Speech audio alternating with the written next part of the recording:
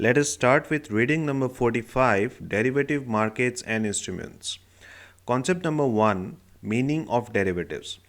Derivative is nothing but a contract which derives its value from an underlying.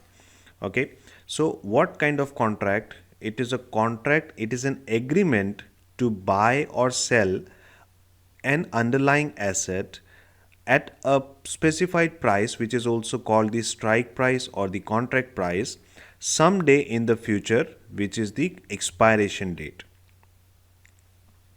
Okay, so what are we going to buy? What is this underlying? This underlying can be a financial asset like a stock or bond, or it can be commodities like gold, oil, etc. It can also be physical assets like real estate, automobiles. In fact, this can also be a non asset item, something which is not an asset, like interest rates, weather, insurance claims. So, these are basically some future events like interest rates going up or down, weather being rainy or cloudy, etc. So, these are some events that is going to happen in the future, and on the basis of that, we can enter into some kind of contract. We have a note here, instruments that transform the value of payoffs is a derivatives.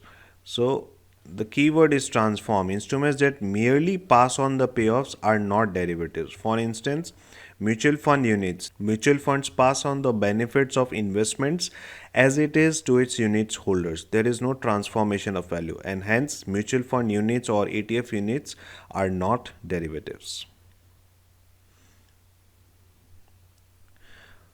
Coming to concept number 2, characteristics of derivatives. So there are certain peculiar characteristics of derivatives. Number one, it helps to create strategies which are not possible with the underlying alone.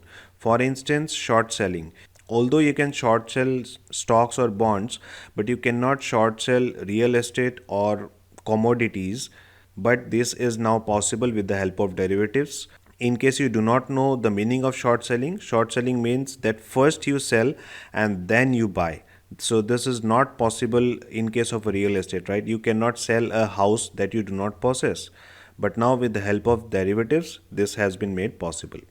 Next point is high degree of leverage, which means that you have to put in a very less amount of capital to trade in larger volumes. Third point, lower transaction costs than the underlying market. This is because the derivative markets are more efficient. There are a large number of participants. The market is very liquid, and that offers a very cost effective way to trade in the market. Okay, so it is cost effective, and it also allows to manage risk effectively. Risk management basically means to reduce the risk exposure to a desired level. It does not necessarily mean that the risk has to be eliminated. All right, so under risk management, what happens, using derivatives, we transfer the risk from those who want to get rid of it to those who want to accept it.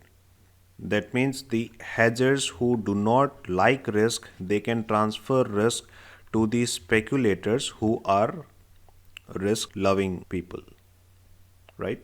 And lastly, derivative is a zero sum game, which means there is no creation of capital, there is merely transfer of wealth from one party to the other. So if someone is gaining out of it, then the other must lose, okay? And the loser must pay to the gainer.